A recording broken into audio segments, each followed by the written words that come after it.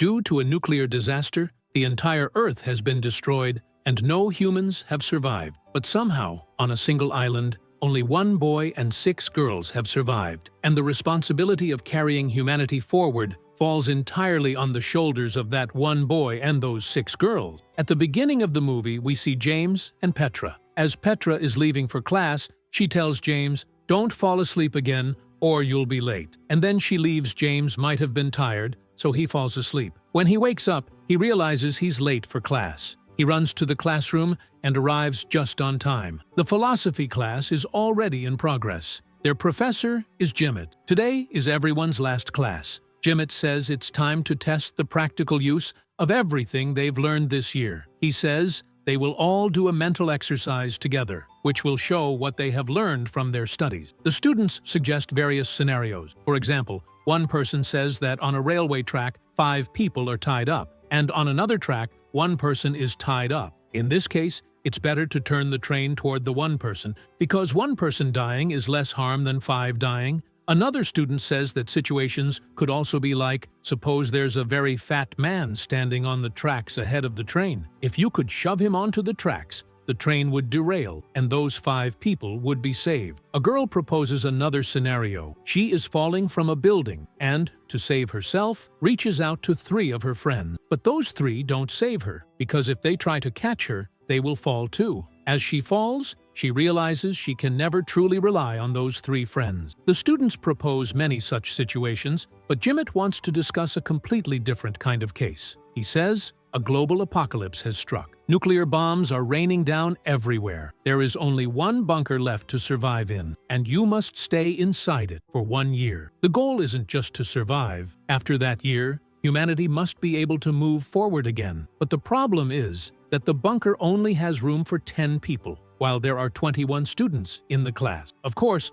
all 21 could squeeze in, but surviving for a year would be impossible. Food and oxygen would run out, so some people will have to sacrifice themselves. This entire exercise won't be real, but imaginary. Everyone will remain in the classroom, but images will play in their minds as if they were actually there. The film shows these imagined scenes as if they were real, even though they all occur only in the realm of thought. Now, we know there are 21 people, but only 10 can stay in the bunker. Who lives and who sacrifices themselves will be decided according to their profession. Jimmet tells everyone to draw a chit at random from a box, with each chit listing a profession. Professions that might be useful for rebuilding humanity in the future. For example, James is a farmer. After the apocalypse, he can farm and ensure a supply of food. Patrick is a structural engineer. In the future, he will be needed to build shelters or buildings, so he must survive. There's also an electrician who can help with electrical work inside the bunker. But what about those who are fashion designers, real estate agents, or in other professions that aren't immediately essential for humanity's survival?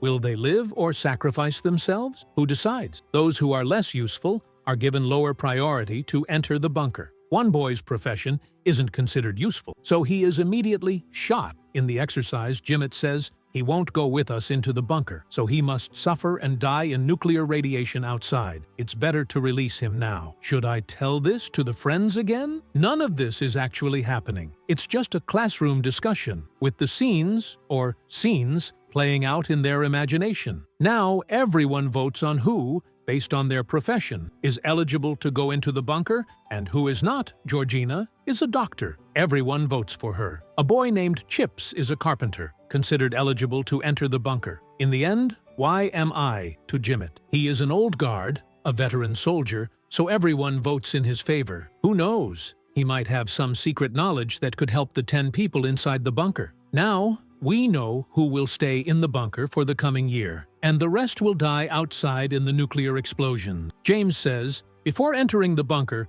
we should spend a little time alone. He was spending some time with Petra, when suddenly gunshots are heard. He sees Jimmet shooting and killing those who were supposed to stay outside. The rest quickly make a plan, enter the bunker, and close the door. Now Jimmet seems like the real threat. They spend a long time inside the bunker. One day, Petra goes outside and sees that Jimmet has been burned to ashes by the nuclear radiation. Before dying, Jimmet says, "Only I know the bunker's exit code." Then he dies there. Hearing this, one girl wants to open the door, but the others stop her. They say, if we open the door, everyone will die from radiation. They think maybe Jimmet was lying, so the door remains closed. Days pass, months pass, and Jimmet's body slowly decomposes. Finally, after a year, the Earth begins to recover. They want to leave the bunker, but the door requires a password. And then they realize Jimmet had been telling the truth. Now they are trapped inside. Still, they don't give up. They try to break the door, fire bullets, strike it with metal rods,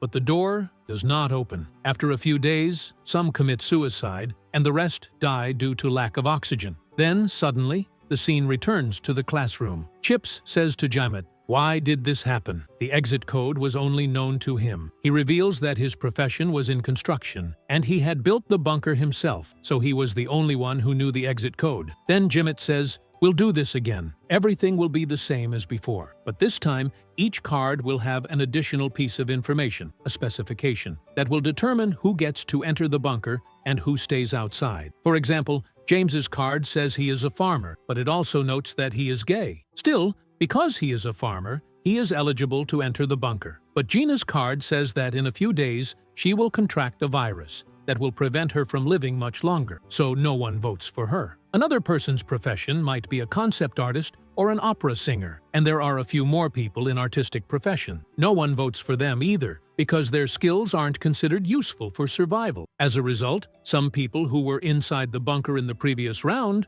will now be left outside. Then we enter that imaginary scenario again. Here, Jimmet cunningly keeps a gun for himself inside the bunker and starts shooting again. Everyone splits into two groups. One, those who will go inside the bunker, and the other, those who must stay outside. Georgina asks Jimmet for the car keys and tries to escape with the others, but everyone outside dies in the nuclear explosion. Those who survive end up inside the bunker. At night, it's noticed that James is missing from his bed. As Petra searches for him, she discovers that James is actually engaged in a physical relationship with a boy named Jack. Because he is gay, Petra informs everyone about this. Then Jimmet says, now everyone must choose a partner so that they can reproduce. Humanity will survive through them. Everyone agrees, and the girls choose their partners. But Petra is left alone. She is told that she must be Jimmet's partner. Petra agrees and goes with Jimmet. Seeing this, James is stunned and tries to stop her. But he himself had been intimate with someone else. Days pass like this. Everyone is intimate with their partners, but even after a long time, no one becomes pregnant. Then Jimmet makes a proposal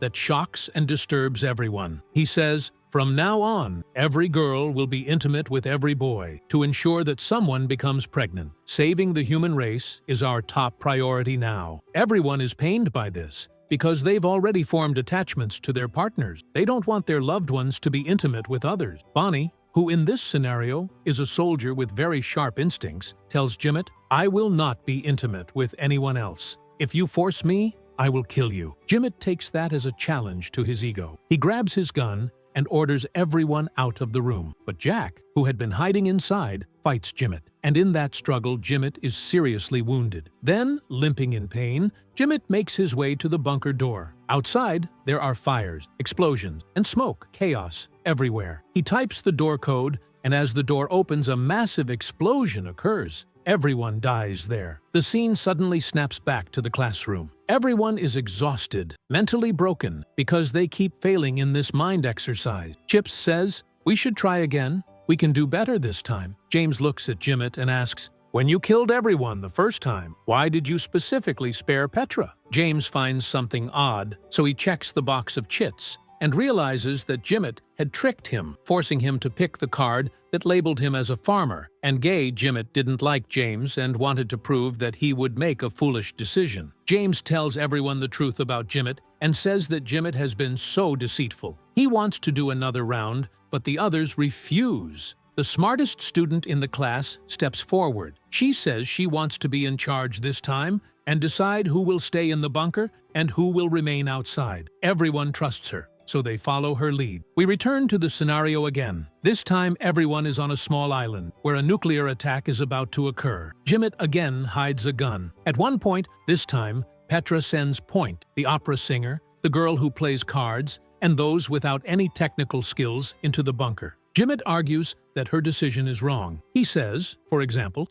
that a fashion designer should be in the bunker because understanding clothing helps maintain self-respect, and that has an impact on civilization. He forms a group of 10 people in this way. Many are included, but it is not strictly limited. Petra herself chooses to stay outside the bunker. Jimit tries to enter the bunker, so he steps forward to draw his gun, but he loses it because Petra, while hugging him, had quietly stolen the gun. Jimit then snatches the gun from Petra and is about to shoot James when James throws an even bigger gun at him and says in a cold voice, "You're leaving here." Jimit laughs and says, "Do you think you'll survive if I'm not here? Only I know the exit code, password." Then Bonnie speaks up, "No, I know that code. Last time when you opened the door, I saw you, and my memory is very sharp. I remembered it completely." Hearing this, Jimit is stunned and slowly walks away. James then says to Petra, "Come on, go inside the bunker." But Petra refuses. She says, "There's a small island a little way from here. We'll take the boat and go there." Just then, Chips calls Petra over under the pretense of giving her the boat keys.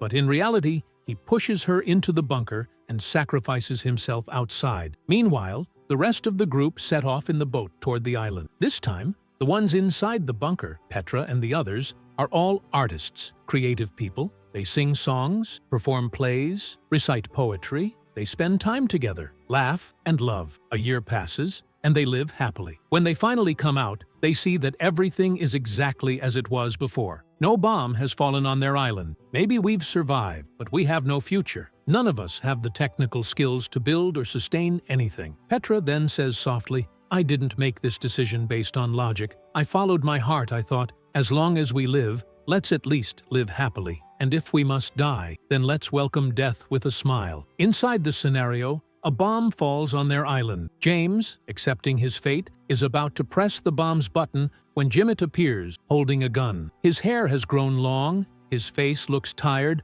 but he is still alive. He has only one bullet left, which he aims to use on James. But everyone stands in front of James to protect him. Together, they press the bomb's button, and in an instant, everything around them is destroyed in a massive explosion. Meanwhile, in the classroom, Chips explains his version of the story to everyone. He says they had taken the boat and reached another island. One by one, all the boys somehow died, and I was left alone with 6 girls. At that time, I had a 7-day routine. 6 days I would be intimate with a different girl each day, and on the 7th day I would rest. Hearing this, the whole class bursts out laughing. Now the class is over. Everyone hands in their notebooks and leaves.